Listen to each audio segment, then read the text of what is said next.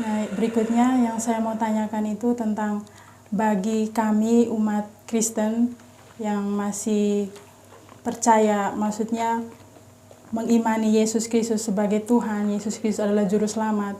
Dengan adanya fenomena antikristus yang ada saat ini, saya lihat semakin gencar mereka melakukan aksinya untuk menyebarkan ajaran-ajaran palsu itu. Nah, yang saya mau tanyakan kepada Pak Budi itu, bagaimana cara kami umat Kristen yang supaya bisa lebih memperkuat iman, tidak mudah terpengaruh oleh ajaran-ajaran palsu itu. Karena tadi di Injil juga mengatakan bahkan mereka menyesatkan orang-orang pilihan juga, atau orang-orang yang mengimani Yesus Kristus sejak lama.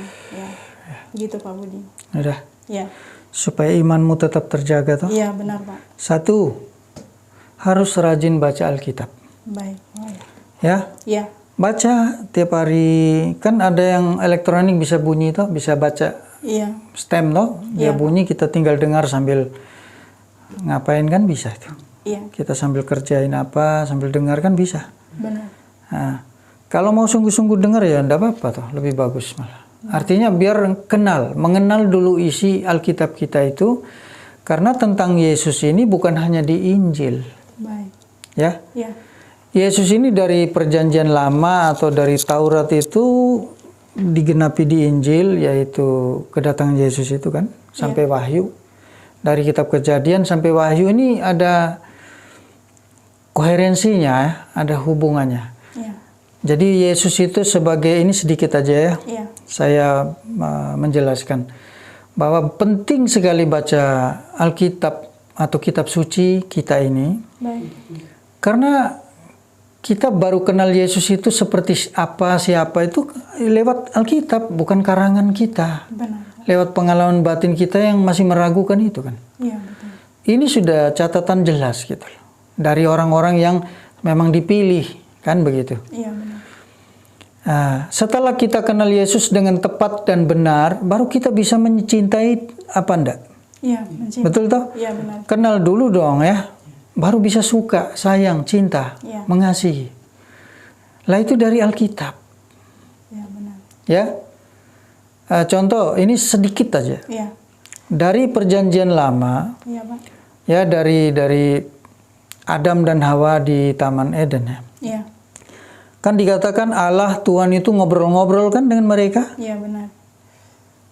Ya kan? Hai Adam. Ngomong kayak begini kan? Iya. Nah, katanya Tuhan itu nggak bisa dibayangkan, digambarkan, dilihat toh? Iya. Nggak bisa. Kasunyatan Tuhan itu. Tuhan tuh nggak bisa dilihat, nggak bisa dibayangkan, nggak bisa kedengaran berarti. Berarti nggak mungkin muncul dalam bentuk, maksudnya Tuhan yang asli suwung ini, kasunyatan ini ngomong kan lucu ya. Baik, ya. Tapi kenapa di situ dikatakan Tuhan atau Allah? Berbicara kepada Adam. Ya kan? Iya, benar.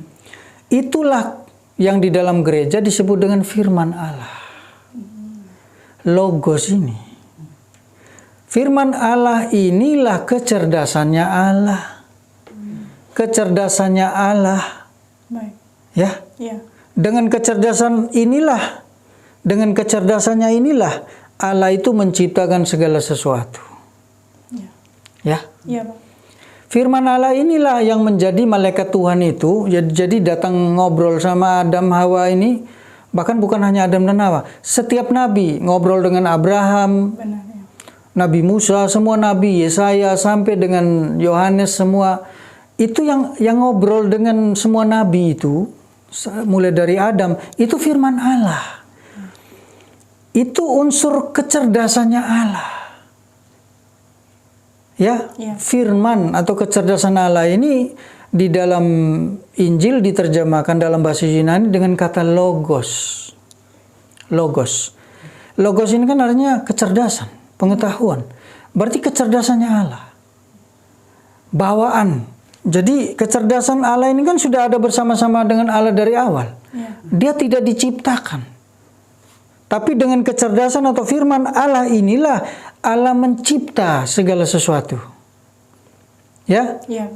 Beda ya, firman Allah yang inti ini, yang masih sumber ini, kecerdasan yang masih sumber ini, berbeda dengan ketika Allah sudah bersabda. Kun fayakun, atau Allah bersabda seperti saya ini, contoh saya bersabda gini. Iya. Ini namanya lego, bukan logos. Kalau firman Allah yang masih asli, induknya, kandungan yang bersama Tuhan ini, kecerdasan aslinya ini, itu namanya logos. Baik. Tapi ketika kecerdasan ini disabdakan, dikatakan, disampaikan, diutus dengan disampaikan, disabdakan, ini namanya lego. Ini sudah dicipta belum? Iya, sudah. Perkataan ini sudah tercipta dari kecerdasan ini. Jadi firman Allah, sumber kecerdasannya ini mencipta sabda Allah.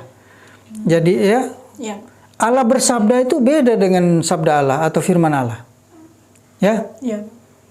firman Allah itu yang asli. Kecerdasan bawaan. Menggunakan kecerdasan bawaan ini yang namanya logos ini. Inilah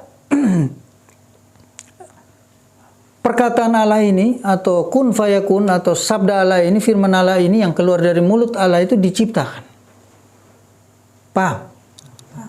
Jadi antara logos dan lego itu beda. Lalu kemudian menggunakan kecerdasan ini, firman Allah ini ditulis di kitab suci. Namanya graphe. Beda. Graphe. Lalu kalau firman Allah ini diucapkan oleh Yesus atau para guru yang suci, itu namanya rema. Karena punya daya kuasa. Yesus ini bukan rema. Ya, bukan graphe, bukan lego, tetapi logos. Jadi Yesus tidak diciptakan. Yesus adalah firman Allah yang sudah ada bersama-sama Allah dari awal. Ya, Yohanes bab 1 ayat 1, pada mulanya adalah firman, dan firman ini ada bersama-sama dengan Allah, dan firman ini adalah Allah. Firman logos ini loh, kecerdasan bawaan. Karena di dalam diri Allah itu ada kecerdasannya, dan juga ada roh sumber hidupnya. Roh sebagai sumber hidup Allah itu Roh Kudus itu. Jadi Allah bukan tiga. Allah itu ya satu. Baik. Tapi di dalam Allah yang satu itu, dia memiliki kecerdasan dan roh Allah, roh sumber hidupnya. Iya. Kan begitu, kayak kita manusia kan di dalam diri kita yang satu ini, sama tuh satu ini. Iya, Pak. Nah, di dalam diri saya atau kita masing-masing ini kan ada kecerdasan kita Iya. dan roh sumber hidup kita. Ya. Betul tidak? Benar, Pak. Kita ada 3 atau 1? Satu. Ya sudah, Allah juga 1, bukan 3. 3 itu hanya perannya. Baik. Peran. Kalau peran kan ya boleh lebih toh, bahkan banyak kan. Iya. Peran itu bisa banyak. Tapi ini untuk induknya aja ya. Karena ada di dalam diri Allah itu ya, Allah itu sendiri sebagai sumber kehidupan. Ya. Iya. Kecerdasannya yang menjadi petugas, pelaku, peran mencipta segala sesuatu. Iya. Firman-Nya itu. Dan Roh Kudus sebagai sumber hidup Allah itu. Baik. Itu Tritunggal. Nah, firman Allah atau kecerdasan Allah inilah yang menjadi turun ke dunia, mengambil kodrat yang kedua bagi dia, atau natur kedua bagi dia. Natur pertamanya firman Allah. Iya. Kodrat pertamanya firman Allah 100%. Itu turun ke dunia mengambil kodrat atau natur kemanusiaan 100% manusia. Yang kita kenal dengan nama Yesus itu. Ya. Jadi dari Adam, Hawa, dari Abraham, Musa, Ishak, Yakub sampai Daud, terus sampai Nabi Yahya ya, Yohanes Pemandi. Itu mereka berbicara dengan firman Allah. Firman Allah yang pada akhirnya sesuai janji Allah digenapi, turun mengambil natur manusia ketika dia mengambil natur manusia dalam nama Yesus ini. Baik. Jadi Tuhan Yesus ini sejarahnya seperti ini, ya, paham ya? Paham, Pak. Ya, para nabi itu manusia biasa. Manusia biasa yang melatih diri mencapai level kenabian. Oh, iya. Level Kristus, ya, para nabi. Baik. Tetapi Yesus bukan manusia aslinya. Firman Allah, kodrat aslinya firman Allah yang turun ke dunia mengambil kodrat keduanya, bentuknya manusia, untuk memainkan peran nabi Baik. atau peran Kristus, Mesias.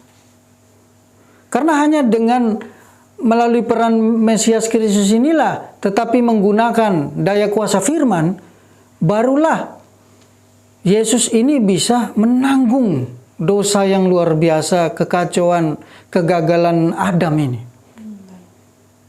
Itu disempurnakan, dipulihkan, diperbaiki, disempurnakan oleh Yesus. Ya, Kerajaan Allah harus diberdirikan kembali. Dan mau tidak mau harus firman Allah sendiri yang turun. Ya, yang bergelut dengan siapa? Yakub. ya. Yang ngobrol dengan Ibrahim. Itu firman Allah. Ketika belum mengambil tubuh Yesus, itulah firman Allah. Firman Allah ini bisa kita ajak ngobrol. Karena dia bukan sunyata sudah. Paham? Paham. Yang kasunyatan itu adalah Allah. Kalau kita bilang Allah Bapa. Ya, di tradisi Jawa bilang kasunyatan atau suwung. Di Buddha bilang kasunyatan. Atau di tradisi Buddhis Tibet dibilang tongpanyi. Artinya sama, kekosongan mutlak atau kasunyatan atau suwung ini. Ya. Allah Bapa sebagai sumber dari segala sesuatu. Itu memiliki firman, kecerdasan di dalam dirinya. Nah, yang bisa kita ajak ngobrol ini kecerdasannya. Paham ya? Paham. Yang tidak pernah terpisah sekalipun dengan Roh Kudusnya. Ya dong, sumber hidup kok terpisah gimana? Coba. Ya. Jadi ini buat teman-teman saya Kristen, saudara-saudara seiman dengan saya. Ya, Pak.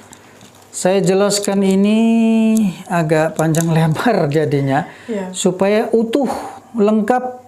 Yesus itu siapa ceritanya? Iya, benar. Tiba-tiba muncul gitu aja atau ada cerita sudah dinubuatkan bahwa firman Allah ini akan masuk mengambil tubuh manusia untuk menebus. Benar. Jadi jangan samakan nabi-nabi lain dengan Yesus.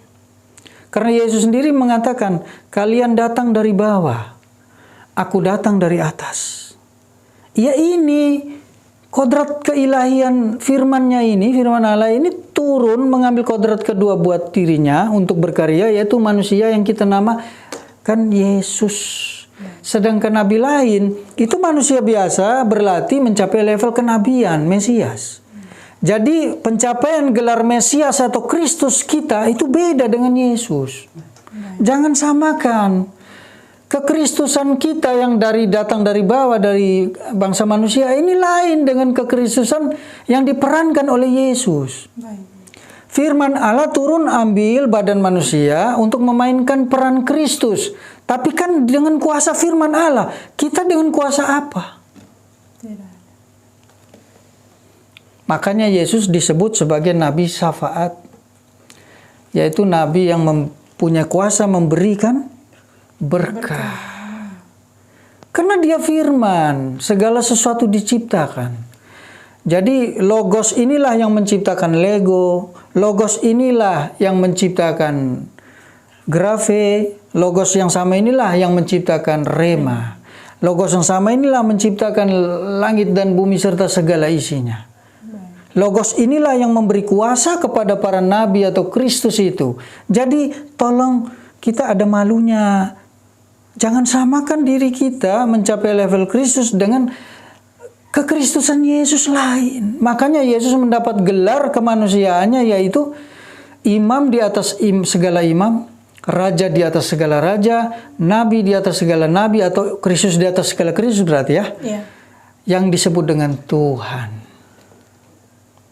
Jelas banget ya? Iya, jelas sekali. Jadi tolong minta maaf yang kemarin yang tersinggung-singgung itu, ya karena kalian masuk kepada inti iman ajaran kami, saya harus bicara.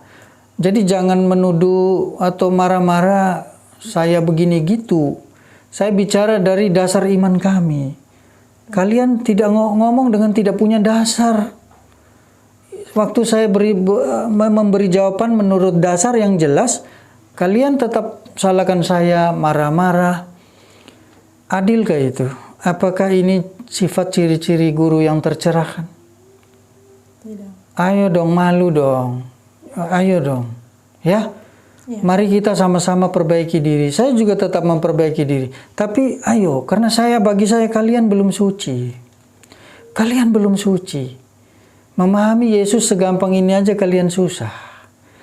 Butuh kerendahan hati untuk memahami Yesus. Bukan kecerdasan. Karena kecerdasan itu milik Yesus. Ya. Yesus yang adalah firman Allah sudah hadir di dalam setiap makhluk yang Dia ciptakan. Firman Allah kan yang menciptakan segala sesuatu. Yesus sudah menciptakan segala sesuatu dan Dia meliputi semua. Termasuk di dalam diri kita dan di dalam diri para nabi, di dalam diri semua guru itu. Dalam bentuk apa? Kesadaran murni. Kasih murni dan kesadaran murni. Ya. Di setiap level ada itu. Ya, tentu sesuai level dan pancarannya, kelihatannya kan sesuai levelnya. Tapi itu kesadaran murni dan kasih murni. Kesadaran murni itu kan yang menuntun kita. Yang mungkin Yesus bilang Roh Kudus. Ya, yang punya hak memberi Roh Kudus itu Yesus. Karena menurut tradisi Israel, ini saya kasih tahu lagi. Dari zaman kuno ya, Abraham semuanya, Musa. Yang punya hak mendapatkan Roh Kudus, diurapi Roh Kudus yang namanya Kristus itu, Mesias atau Kristus itu adalah para imam, golongan imam, raja dan Mesias, nabi. 3 orang ini digolongkan Kristus karena mendapat urapan Roh Kudus. Hanya 3 jenis orang ini. Rakyat yang lain yang nggak tahu apa-apa, nggak dapat apa-apa itu Roh Kudus. Sampai setelah Tuhan Yesus datang. Yohanes Pemandi bilang, aku mempermandikan kamu dengan air. Tetapi yang datang kemudian setelah aku, maksudnya Yesus ini, Dia akan mempermandikan kamu dengan api dan roh. Roh Kudus maksudnya. Dan setelah itu Yesus kan membuka besar-besar bagi siapa yang percaya padaku. Aku akan memberi dia hidup yang kekal. Di saat itulah Yesus memberikan Roh Kudusnya. Dia aktifkan. Dia punya kuasa karena Dia firman. Yesus ini firman Allah sendiri yang punya kuasa atas roh sumber hidupnya sendiri kan? Coba bisakah kita bilang antara Roh Kudus sumber Allah, firman kecerdasan Allah dan Allah ini terpisah? Tidak, Pak. Tidak mungkin kan terpisah. Maha ada mereka. Maha ada bersamaan. Omnipresent kan? Maka yang punya hak memberi Roh Kudus siapa? Tuhan Yesus. Firman yang adalah Tuhan Yesus ini sendiri. Nabi Yahya yang dianggap Yesus adalah nabi terbesar. Menurut versi Tuhan Yesus ada di Injil.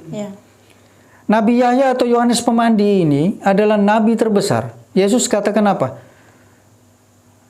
Saya tidak hafal persis, tetapi kira-kira kamu bisa cari ya. Yesus bilang begini tentang Nabi Yahya atau Yohanes Pemandi. Tidak ada nabi yang dilahirkan dari seorang ibu yang lebih besar dari dia. Maksudnya dari si Yohanes Pemandi ini. Bayangkan. Berarti menurut Yesus, Yohanes Pemandi ini adalah nabi terbesar. Iya. Dari sejarah alam ya. Zaman ya. Paham? Paham, Pak. Kenapa? Apa masuk akal enggak? Masuk akal dong. Yang melayani, membuka jalan buat firman datang harusnya nabi yang the best toh. Iya, benar. Harus nabi yang oke punya. Paham ya? Saya enggak menghina nabi yang lain. Ini kan menurut kata Yesus. Cocok tidak? Seorang Yesus yang begitu keren firman Allah didampingi oleh manusia unggul begini. Cocok. Cocok gitu loh. Ya? Jadi kita omong juga harus nalar, jangan hanya mengarang bebas, lalu mengganggu iman ajaran orang lain, dan ketika orang itu menjawab imannya, kita tersinggung, nggak baik loh. Iya. Ya, Iya, Pak. makanya harus belajar literasinya. Menurut orang Katolik, Yesus itu firman Allah.